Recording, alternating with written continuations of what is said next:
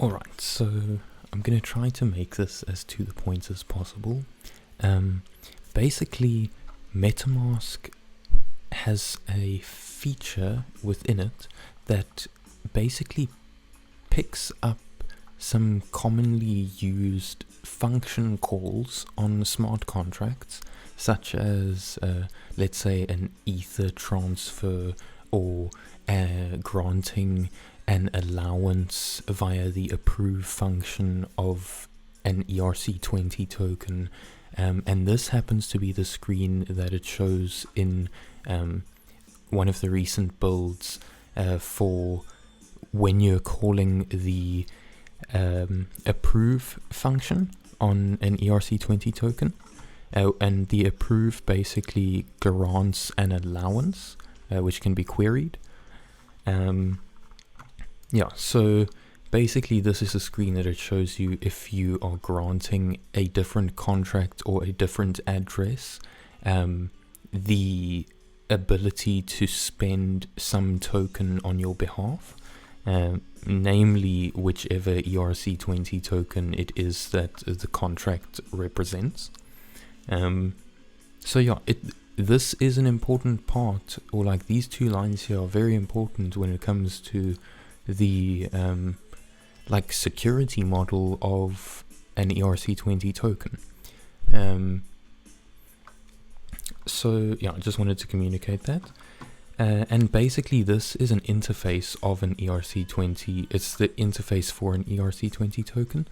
And basically what that means is that every ERC20 token that there is, basically for it to be considered an ERC20 token, it just needs to implement these functions in the actual contract.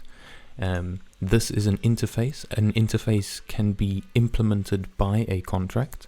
And basically what that means here is that this just describes like the core constituents of the token, and basically that just means that it needs, for example, a total supply function which can be called by external or public other contracts, and it's basically a view, which basically just means that it doesn't change any state within it. It's just returning a view of a record that exists within the ERC20 contract.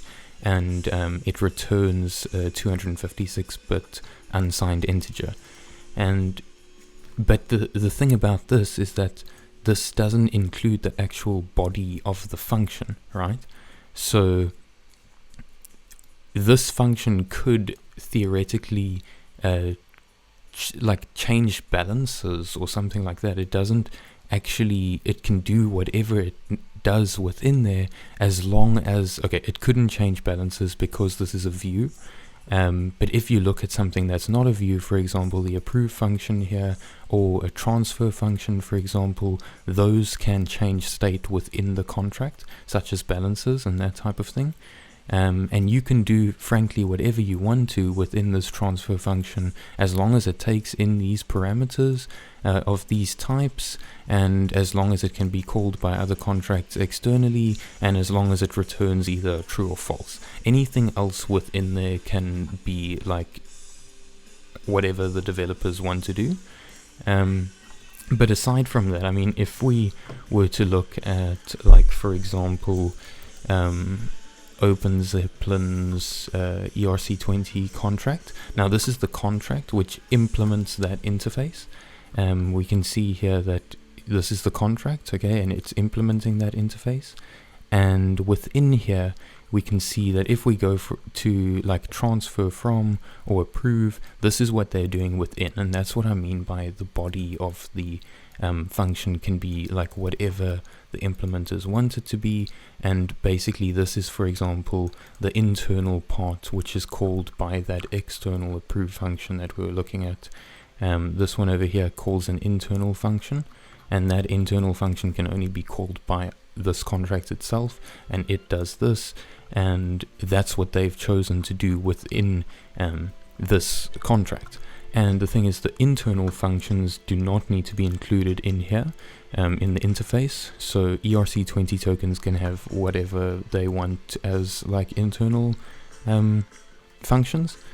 So yeah, now that we've got that out of the way, I'm sorry if you already know this, but basically the thing is, if we take this situation over here, I think basically what I'm trying to establish is that this approve function is quite like an important part of the token and its security model.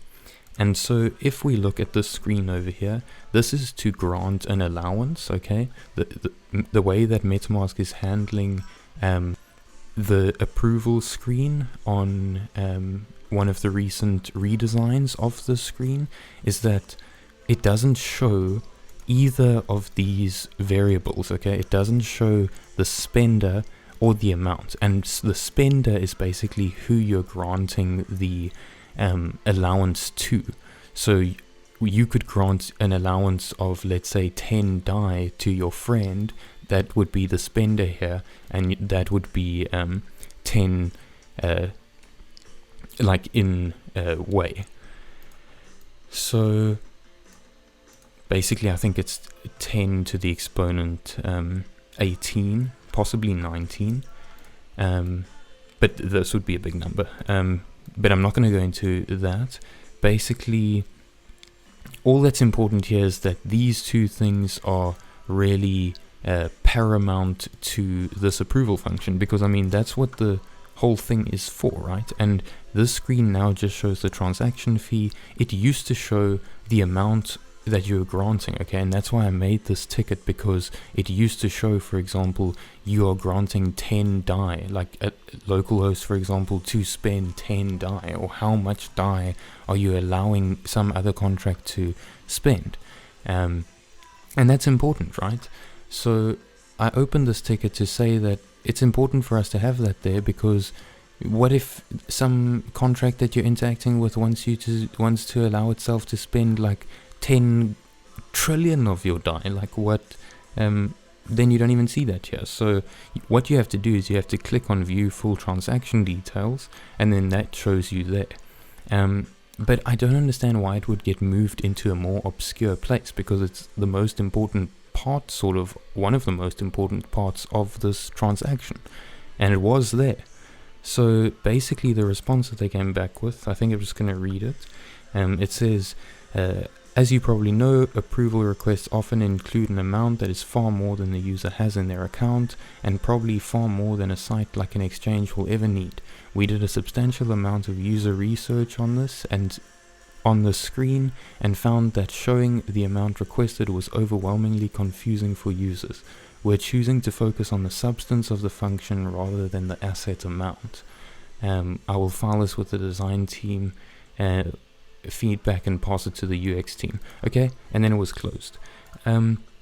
Now, the substance of the function, right? That substance of the function is this over here. Like, as the interface says, these are the two parameters that go into this thing. These are the two variables which affect like what the repercussions are of calling this function on the ERC20 token contract. And the only thing that we're seeing here now is the transaction fee, and they're saying that they're hiding it because people found it confusing that a lot of developers were just setting it to a crazy high number.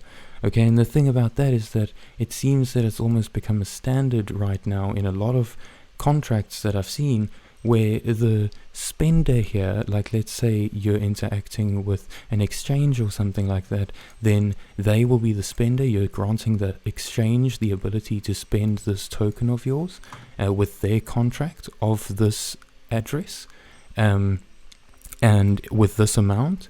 And so yeah, that's an important thing. We need to know about that. And right now there is this standard to make this amount the maximum amount, okay, by making it a 256-bit unsigned integer, like the max that can possibly be, so that this person won't need to call the approve method again, so that they can just do things like transfer from, which will be what the contract calls, for example, and that will say like who the sender is, aka you, and who the recipient is, and the amount. Okay, and then that will check for the allowance within itself, and then it will see if the spender or the exchange has the ability to spend your token, and if it does, then it will transfer it, and the approval balance will decrease in the amount that it's spent, and the transfer will be successful, and the recipient will get their tokens. So, and your balance will go down, right? So yeah, I think that's possibly clear enough. Now, why would there be the standard to make that number as large as it can possibly be? Let me just give you an example of how big I'm talking of a number. Okay, let's say I want to exchange 4.9 DAI on Uniswap, okay? Actual Uniswap.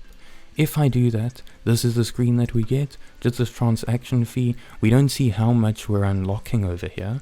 I would think that this is how much I'm unlocking. I mean, why else would I be unlocking any other amount?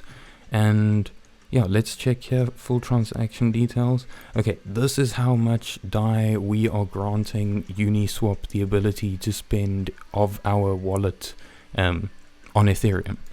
We're giving them that much of an allowance, okay? Now, just to give an example of how much of an allowance that is, because you don't really see it there when it's giving us that number in that notation either. So I'm just going to wait for that to approve, and we can check that out. Okay, that has been approved. Let's look here. Let's check out what we did here. Okay, we granted this approval. Let's see. That's the Uniswap address that, well, actually this is the, let's check what it is. This is the Uniswap address, okay? And we have granted the DAI address, which is this one over here. We have granted that this much of an allowance, okay? This is how much DAI it can spend. And yeah, I mean, one thing to keep in mind is that this is in way, as far as I'm aware. So if we look at an Ethereum unit converter, we can find out how much ether that is, or how much actually DAI it is. And it is this. I don't think that this. Okay, this is actually perfect. We can see that we've got that dot there. So this is how much DAI we are allowing it to spend. Okay, let's just make it 2 decimal points. That is our number. I mean, I don't know. Should we do this? And this is an allowance that we have literally just granted Uniswap the ability to spend. And I'm not saying anything like against the security of Uniswap's contract, but I'm just saying that like we are literally granting this. I mean, I'll never make this much DAI in my entire life. This is just an astronomically large number. It's not even like comprehensible. It literally looks like I'm not reading a number, but like I'm reading a list that's of like 3 numbers, and each of them is separated by this kind of a comma here or something. Like I don't even see this dot when I'm looking at this number. So it's too big. Like, why on earth would we do that? And why on earth would we hide that super weird practice that people are taking? Literally saying that it's confusing for users when contracts ask them for an allowance like this. Like, no shit, it's confusing. That should be confusing. Why on God's earth is something like Uniswap asking to spend that much DAI when I want to make a 4.9 DAI like exchange? It's just completely ridiculous, and we should show that here. We shouldn't say that it's confusing. People who are writing these contracts should have just made this an allowance for this amount. I mean, you don't need to take this approach of making sure that it's the absolute last time that this person is ever going to have to like call that allow that approve function. So yeah, I just wanted to talk about that.